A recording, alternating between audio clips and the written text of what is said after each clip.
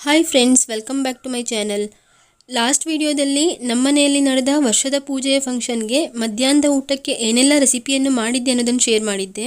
ಇವತ್ತಿನ ವಿಡಿಯೋದಲ್ಲಿ ಅದರ ಕಂಟಿನ್ಯೂಯೇಷನ್ ಇರ್ತದೆ. ಪ್ರತಿ ವರ್ಷ ನಾವು ಶ್ರಾವಣ ಮಾಸದಲ್ಲಿ ಗಣಹೋಮ, ಸತ್ಯನಾರಾಯಣ ಪೂಜೆ ಹಾಗೆಯೇ ದುರ್ಗಾ ನಮಸ್ಕಾರ ಪೂಜೆಯನ್ನು ಮಾಡಿಸ್ತೇವೆ. ಮೂರು ಪೂಜೆ ಇದ್ದದ್ರಿಂದ ಪುರೋಹಿತರು ಕೂಡ ಬೇಗ ಬಂದಿದ್ದರು.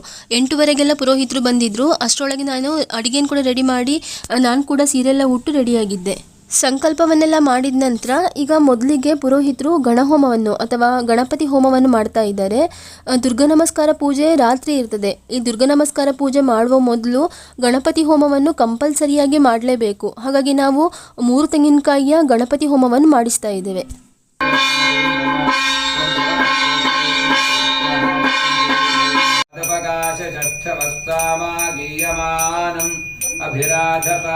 ಗಣಹೋಮದ ಪೂರ್ಣಾಹುತಿಯೆಲ್ಲ ಆಗಿ ಪೂಜೆ ಕೂಡ ತುಂಬ ಚೆನ್ನಾಗಿ ಆಯಿತು. ಆದರೆ ಮನೆ ಪೂರ್ತಿಯಾಗಿ ಗಣಹೋಮದ ಹೊಗೆಯಿಂದ ತುಂಬಿತ್ತು. ಆದರೂ ಕೂಡ ಆ ಹೊಗೆಯನ್ನು ತಗೊಳ್ಳೋದ್ರಲ್ಲೇ ಏನೋ ಒಂದು ರೀತಿಯ ಖುಷಿ ಇತ್ತು. ಹೋಮಕ್ಕೆ ತುಪ್ಪ ಆಮೇಲೆ ಅಷ್ಟದ್ರವ್ಯಗಳನ್ನೆಲ್ಲ ಹಾಕಿದ್ದರಿಂದ ಮನೆಯಲ್ಲಿ ಒಂದು ರೀತಿಯ ಡಿವೈನ್ ಎನರ್ಜಿ ತುಂಬಿದೆ ಅಂತೇಳಿ ಅನಿಸ್ತಾ ಇತ್ತು.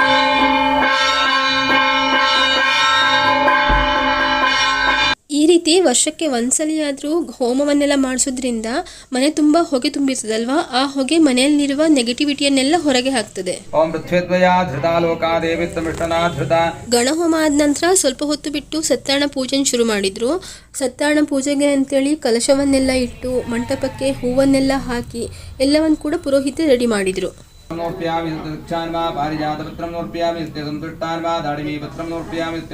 ಸತ್ಯನಾರಾಯಣ ಸ್ವಾಮಿಯ ನೈವೇದ್ಯಕ್ಕಂತೇಳಿ ಅನ್ನ, ಕೋಸಂಬರಿ ಮತ್ತು ಹೆಸರುಬೇಳೆ ಪಾಯಸವನ್ನಿಟ್ಟಿದ್ದೆ.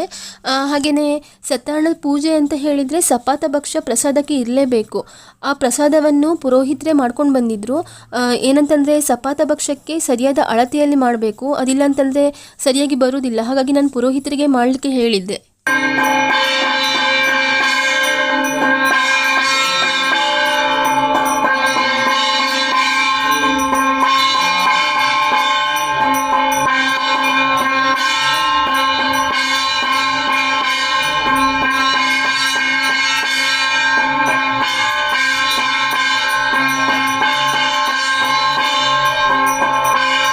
ಪೂಜೆ ಎಲ್ಲ ಆದ ನಂತರ ಸತ್ಯನಾರಾಯಣ ಸ್ವಾಮಿಯ ಪ್ರಸಾದವನ್ನು ತಗೊಂಡು ಈಗ ಸಾಧಾರಣ 1:30 ಆಗಿತ್ತು ಎಲ್ಲ ಮುಗಿಯುವಷ್ಟು ಹೊತ್ತಿಗೆ. ಈಗ ಮಧ್ಯಾಹ್ನದ ಊಟ ಕೂಡ ಆಗ್ತಾ ಇದೆ. ಅಡಿಗೆಯನ್ನೆಲ್ಲ ನಾನು ಬೆಳಗ್ಗೆನೇ ಮಾಡಿದ್ರಿಂದ ಮಧ್ಯಾಹ್ನ ಊಟದ ಟೈಮಲ್ಲಿ ಅನ್ನವನ್ನಿಟ್ಟು ಸ್ವಲ್ಪ ಹಪ್ಪಳವನ್ನು ಕರೆದಿದ್ದೆ ಅಷ್ಟೇ. ಮಧ್ಯಾಹ್ನದ ಊಟ ಸಿಂಪಲ್ ಆಗಿದ್ರು ತುಂಬ ರುಚಿಯಾಗಿತ್ತು ಅಂತೇಳಿ ಹೇಳ್ತಾ ಇದ್ರು. ಯಾವಾಗಲೂ ಅಷ್ಟೇ, ನಮಗೆ ಎಷ್ಟು ಬೇಕು ಅಷ್ಟೇ ಮಾಡಬೇಕು. ಫಂಕ್ಷನಲ್ಲಿ ತುಂಬ ಐಟಮನ್ನು ಮಾಡಿದರೂ ಕೂಡ ಅದನ್ನು ನಮ್ಗೆ ತಿನ್ನಲಿಕ್ಕಾಗೋದಿಲ್ಲ, ಪೂರ್ತಿ ಎಲೆ ಖಾಲಿ ಮಾಡಲಿಕ್ಕಾಗೋದಿಲ್ಲ. ಹಾಗಾಗಿ ಪೂರ್ತಿ ಎಲೆ ಖಾಲಿ ಆಗುವಷ್ಟು ಮಾತ್ರ ಅಡುಗೆ ಮಾಡಿದರೆ ಚೆನ್ನಾಗಿರ್ತದೆ. ಮಧ್ಯಾಹ್ನ ಊಟ ಎಲ್ಲ ಮುಗಿಸಿ ಸ್ವಲ್ಪ ಹೊತ್ತು ರೆಸ್ಟ್ ತಗೊಂಡ ನಂತರ ಸುಮಾರು ಸಂಜೆ 5:30 ಅಷ್ಟೊತ್ತಿಗೆ ಪುರೋಹಿತರು ದುರ್ಗಾ ನಮಸ್ಕಾರ ಪೂಜೆಗೆ ಅಂತೇಳಿ ರಂಗೋಲಿಯನ್ನೆಲ್ಲ ಹಾಕಿ ರೆಡಿ ಮಾಡ್ಕೊಂಡಿದ್ರು.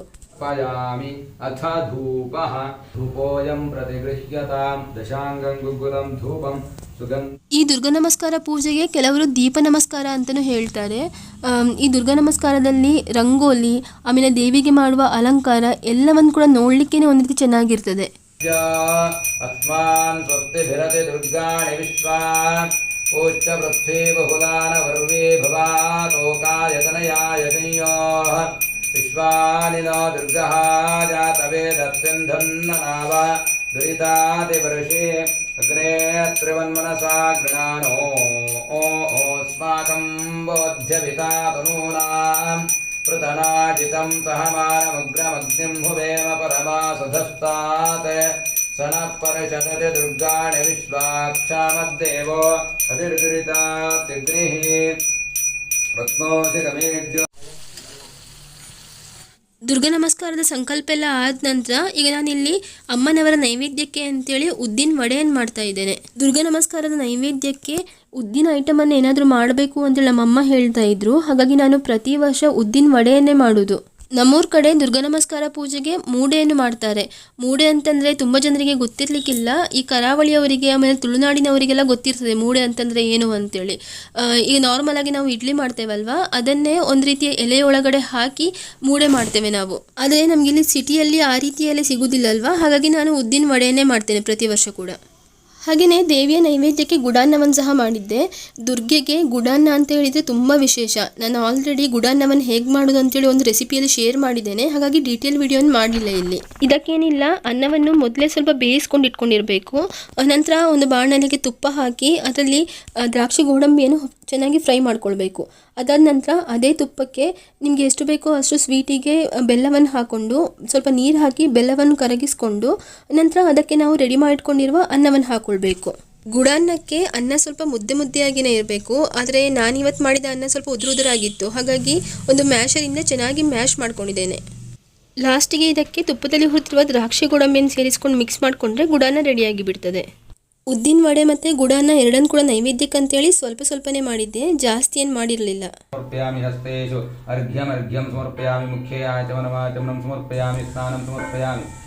ಅಷ್ಟೊತ್ತಿಗೆ ಪುರೋಹಿತರು ಹೂವಿನ ಅಲಂಕಾರವನ್ನು ಕೂಡ ಮಾಡಿದ್ರು ದೇವಿಗೆ.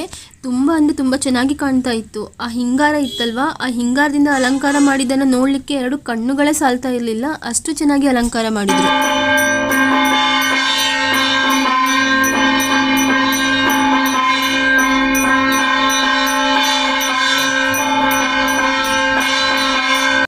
ಆ ದೀಪದ ಬೆಳಕಿನಲ್ಲಿ ದೇವಿಯ ಅಲಂಕಾರವನ್ನು ನೋಡಿದಾಗ ಆ ದೇವಿಯೇ ಬಂದು ಅಲ್ಲಿ ಕುತ್ಕೊಂಡಿದ್ದಾಳೇನೋ ಅಂತ ಅನಿಸ್ತಾ ಇತ್ತು. ಅಷ್ಟು ಚೆನ್ನಾಗಿತ್ತು ದೇವಿಯ ಅಲಂಕಾರ.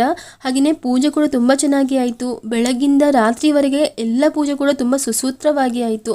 ಮನಸ್ಸಿಗೆ ಏನೋ ಒಂಥರ ಖುಷಿ ಕೂಡ ಆಯಿತು. ನಿಮಗೆ ಕೂಡ ಈ ಪೂಜೆಯ ವ್ಲಾಗ್ ಇಷ್ಟ ಆಯಿತು ಅಂತ ಅಂದ್ಕೊಂಡಿದ್ದೇನೆ. ಇಷ್ಟ ಆಗಿದ್ರೆ ಪ್ಲೀಸ್ ಒಂದು ಲೈಕ್ ಮಾಡಿ, ಹಾಗೆ ನಿಮ್ಮ ಅನಿಸಿಕೆಗಳನ್ನು ಕಮೆಂಟಲ್ಲಿ ತಿಳಿಸಿ. ಸಿಗೋಣ ಮುಂದಿನ ವಿಡಿಯೋದಲ್ಲಿ. ಅಲ್ಲಿವರೆಗೆ ಧನ್ಯವಾದಗಳು.